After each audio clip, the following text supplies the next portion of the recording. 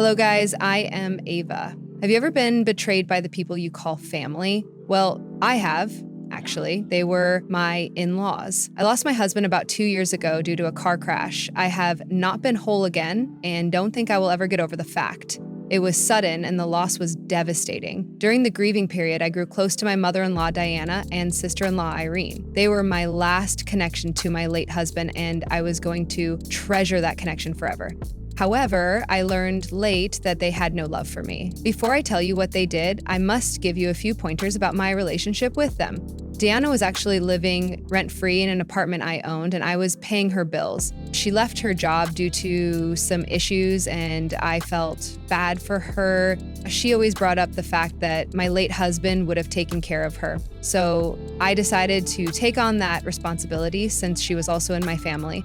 I also helped out Irene at times with small amounts as well, but it was never enough for them. They always wanted more. And they came up with a plan to make me pay for all the luxuries in their life. Thought I was rather stupid and naive when Diana called me asking for help. I stayed in contact with her fairly regularly, although I didn't have time to visit due to my horrible work hours. So when Diana called and sounded off, I knew something was wrong. She said, "I have some grave news, Ava. I didn't know who else to call since you are the only family I have except Irene and Aspen. I am glad you called, Diana. You sound anxious. Tell me, what's going on with her? My poor daughter is on the verge of being homeless. Aspen recently lost his job, and Irene is having trouble making ends meet." Wait, what? When did this even happen? How did it get this far? I have no idea, Ava. From what Irene told me, Aspen lost his job out of the blue. They don't have much savings, and it's really difficult for them to get a decent job in their area. Things are tough, Ava. My mind was spinning from the onslaught of information. I was really surprised to know that Irene was in such a dire condition. From what Diana was telling me, things were not looking good, and she had the right to be concerned. Actually, I was concerned about them too, since I consider them family. I said, "This is extremely unfortunate, Diana. I feel really bad for Irene. Are they gonna be okay?" "I don't know, Ava. My son would have made sure his sister was okay. If he was alive, he definitely would have helped her out. God knows what will become of my poor daughter now." "Don't say those things, Diana. Irene will be fine. My husband may not be with us anymore, but I am. You are my family, and so is Irene. I will help you out as much as possible." "Really, Ava? Will you do what my son would have done for his sister? Irene needs help, and I know that I will help her out, Diana. I promise you that. I will call her right now and figure something out. There is no way I would allow my sister-in-law to suffer and be homeless." Diana seemed happy to hear me say those words. I was naive and didn't know what she was up to. I genuinely wanted to help my sister-in-law. Also, Diana was right. If my late husband was alive, he would have helped Irene out as well. I was merely trying to fulfill the responsibilities that my late hairband couldn't. After hanging up on Diana, I called Irene right away. She picked up soon, almost like she knew I was gonna call. That should have been my first red flag. However, I ignored it. I made some small talk before finally broaching the topic. "Hey, Irene, your mother called me a while ago. She said that you have been having money problems recently." "Oh my God, Ava, my mom told you that." I am so embarrassed. I don't know what to say. "No, Irene, you don't have to be embarrassed. Things happen and there is nothing to be ashamed of. Still, I am so sorry Mom pulled you into my mess, Ava. I really didn't want to burden you with my problems. It would have been different if my brother was alive, but you don't have any obligations to us." Irene's sad voice had gotten to me. Also, the repeated mention of my late husband was making me feel emotional. Irene and Diana both knew how to get to my softer side. They didn't even have to try hard. When Irene mentioned my late husband again, I immediately wanted to assure her and said, "I know your brother is not here to help you, Irene. He would have been heartbroken to see you so sad. But that doesn't mean you don't have anyone else to help you. But I am literally about to lose my house, Ava.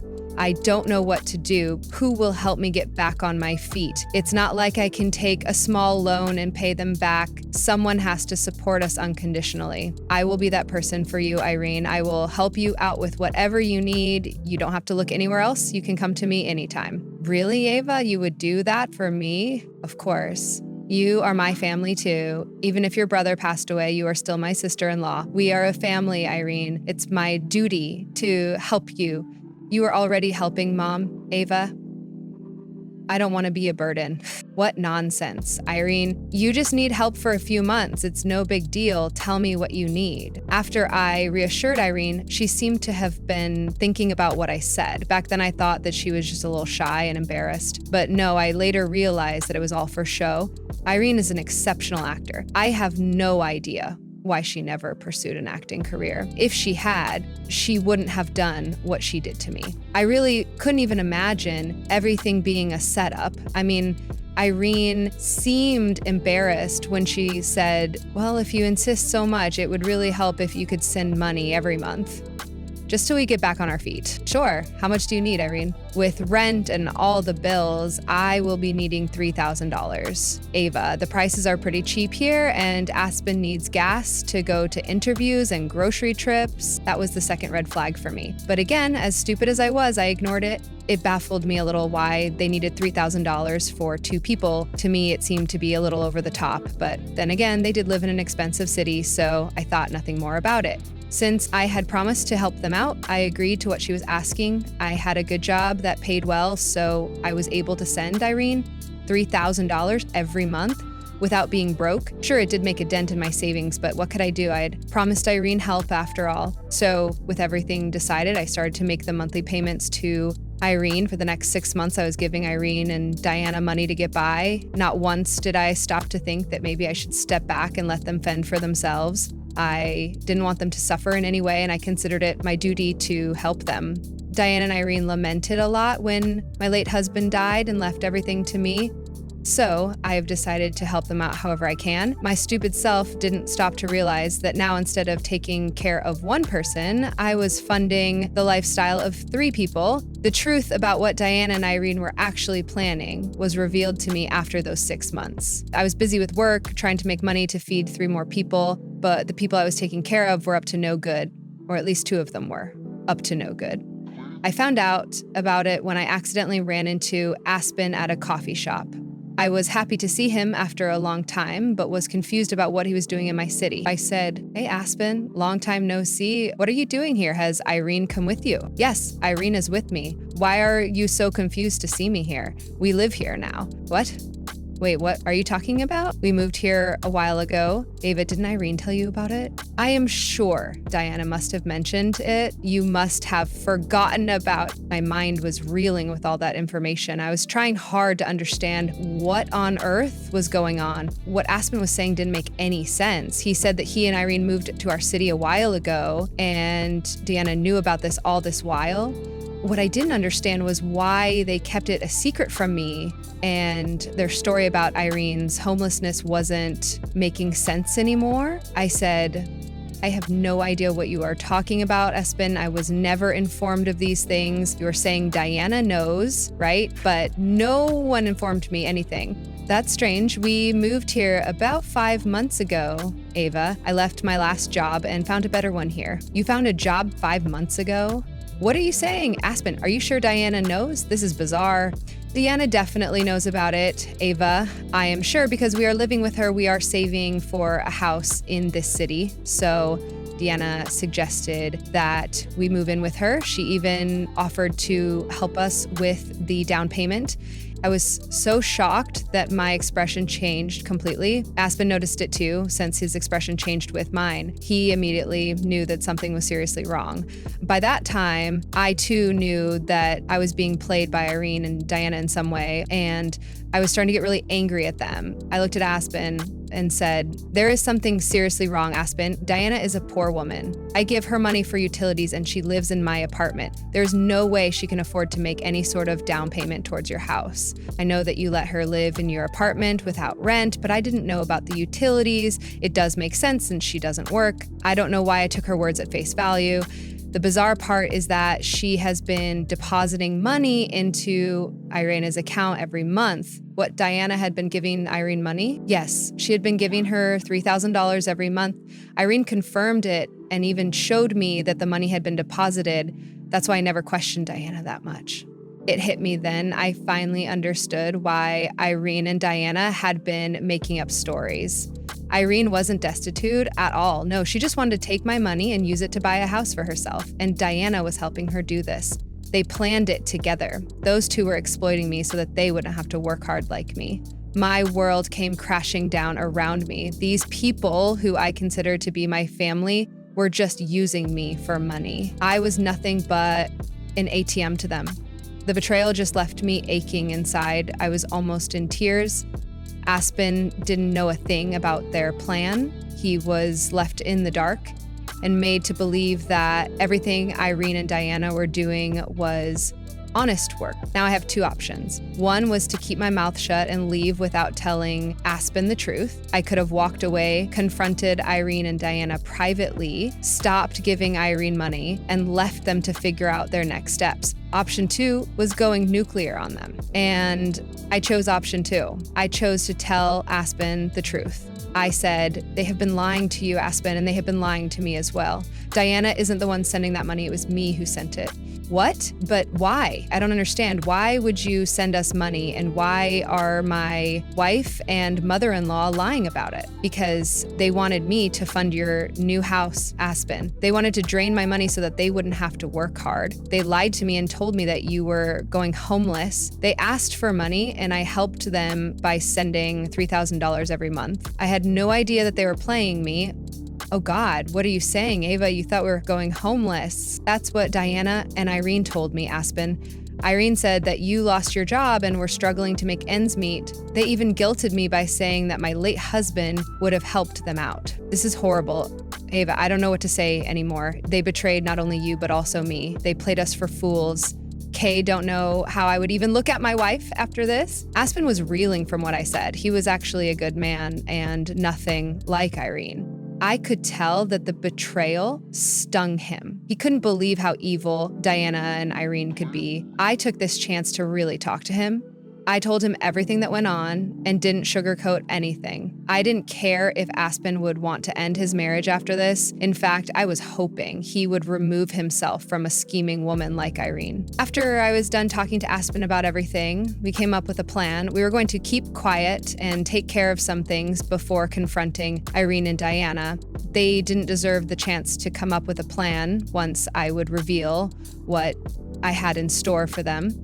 I didn't even reach out to them for about a week. It was already nearing the end of the month, and I knew Irene and Diana would call me asking for the monthly payment. So I decided to wait for that, and I wasn't disappointed. The calls came where Irene and Diana wanted to know when I would be sending the money. I simply told her to wait and hung up. Then I proceeded to Deanna's house to confront them. When I reached Deanna's house, it was Irene who opened the door. It was a weekday, so they probably weren't expecting me to show up. Irene took one look at me and froze. When Deanna came to the door, she froze as well. Irene tried to make damage control by saying that she had come to Deanna's house yesterday for a short visit. Deanna kept nodding at her.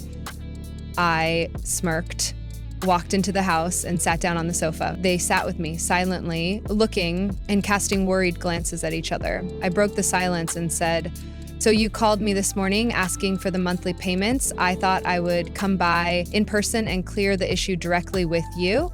I'll just cut Starlight to the chase. You two won't be getting any money from me anymore." Why, Ava? Why would you suddenly stop the payments? You know we need the money. Deanna, yes, you promised to take care of me. Now you are going back on your word.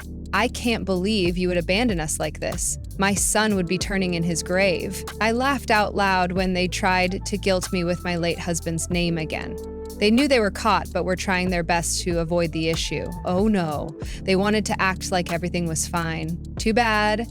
I wasn't going to allow that. I said, "Oh, my dear mother-in-law, your son would be turning in his grave, but not for me. No, he would be ashamed of what his mother and sister tried to do." What are you talking about, Ava? Maybe the fact that you are not destitute and your husband has a brand new job in this city.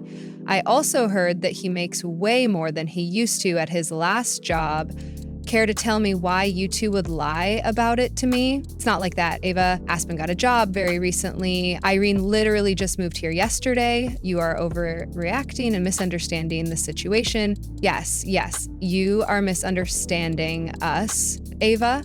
Aspen just got the job and we are still struggling. He didn't even get his paycheck this month. Is that so, Irene? So you two were not lying to me so that you could take my money and buy a new house? Is that what you are telling me? Yana and Irene now looked really pale. They were taken aback by my words. I don't know what they were expecting to happen. I would have found out eventually when Irene would buy her house out of the blue. I guess they wouldn't have cared about my reaction because their goal would have been achieved. But I caught them red-handed before they could make their plan successful, and now they were going to pay for taking advantage of me.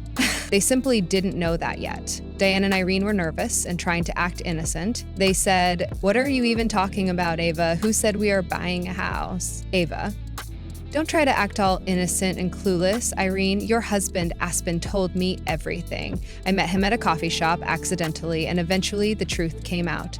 The poor man thinks that Deanna is giving you money for the down payment. What do you have to say about that, Deanna? Your daughter is not on the brink of homelessness after all, since she is living with you. Look, I know we didn't give you the full story, but this was necessary. You can't expect Irene to live in a bad apartment when I and you have our own place. Wow, did you forget the fact that this apartment isn't yours? I let you live in my apartment and you think you can take advantage of me for the sake of your daughter? Do you think I would just overlook what you did? Oh, come on, Ava, you are overreacting. You have plenty of money already and 2 fully paid houses. You don't need so much money anyway. It didn't kill you to send me money. Clearly, I needed it more. That's right. If you can help me, you can help my daughter as well. She is your family. I am sure my late son would have wanted this.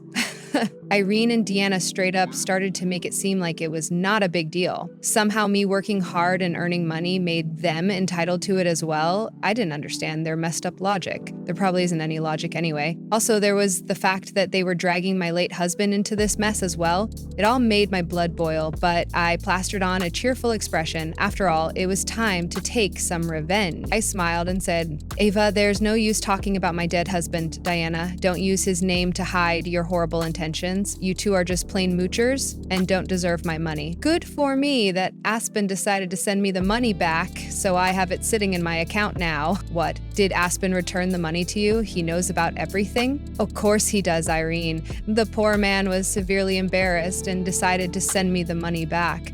I must say that he was rather angry. Why would you tell him everything, Ava? And why did you take the money back? I needed it. This was a horrible thing to do, Ava. Irene needs to buy a house soon so that she can start a family with Aspen. You can't just take that money back. What family are you talking about, Diana? Irene is not going to have any family with Aspen. Didn't you hear? Aspen is going to separate from her. Irene and Diana were staring at me with their eyes bulging out of their socket. Yes, it was true that Aspen was considering separation and even divorce. He met with a lawyer to draw up the papers just the previous day. He was ready for battle. Irene wasn't told of this yet, and Aspen gave me permission to break the news to her. Irene and her mom were not happy with this. They said, what are you even talking about, Ava? This is nonsense. No, that can't happen. Aspen would never leave me. I won't be so sure of it since he has already met with a divorce lawyer. Do you think he would want to be with a scheming woman like you? Oh, no, this can't be happening. You just destroyed my life, Ava. How could you do this? There is no use blaming me, Irina. After all, I wasn't the one who decided to betray the woman you call your family. You don't deserve an ounce of respect from me. What you did was uncalled for, Ava. You will apologize to Irene right now for trying to break up her marriage, and you will help her buy a house. If you don't do this, we will never consider you our family again. Deanna thought that giving me an ultimatum would make me beg for forgiveness. Their audacity and toxicity made me want to puke. My fave of disgust was difficult to hide, but I managed somehow. Instead, I simply laughed and informed them about how deep in trouble they were. I said, oh, there won't be any need for threats, Deanna. I don't want to be your family anymore. I am done allowing myself to be used by you two. There is no way you will get anything out of it anymore. In that case, you can get out of my house right now. We don't want to see your face ever again. Of course, Diana, I don't want to be in your presence either, but first let me correct the mistake you just made. This house is not yours, it is mine, and I am evicting you from this place right now. Here is the eviction notice. What? You are evicting me? How could you do this to your own mother-in-law? Ava, she is a poor old lady who has nowhere to go. My brother would never forgive you for this. She stopped being a poor old lady when she decided to scam me out of money. Instead of preaching to me, you should start looking for a place with your mom. There is no use depending on Aspen since he already found an apartment to live in on his own. Oh, there is one thing left before I go. Remember when I said that I won't be giving you money anymore? Yeah, I was serious about that. You two are on your own. With that bombshell, I exited the apartment with Diana and Irene begging me not to do this to them. I went back home, and those two bombarded me with texts and calls. The next day, they showed up at my house crying about how Aspen was seriously leaving Irene, and now they were about to become homeless for real. They shamelessly tried to use my dead husband as if it was going to work. I simply told them that if they didn't get off my property and stop harassing me, I would call the cops. At the end of the month, Diana was forced to leave my apartment. I had threatened her with legal action if she hadn't. Aspen had left a while ago since he found a one-bedroom flat for himself.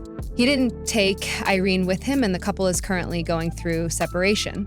I have talked to Aspen, who has made it clear that he doesn't trust Irene, so the marriage was doomed. Irene and Diana are still throwing a fit, but were both forced to go back to work minimum wage jobs. So I got my money back and made them fend for themselves after they shamelessly tried to use me.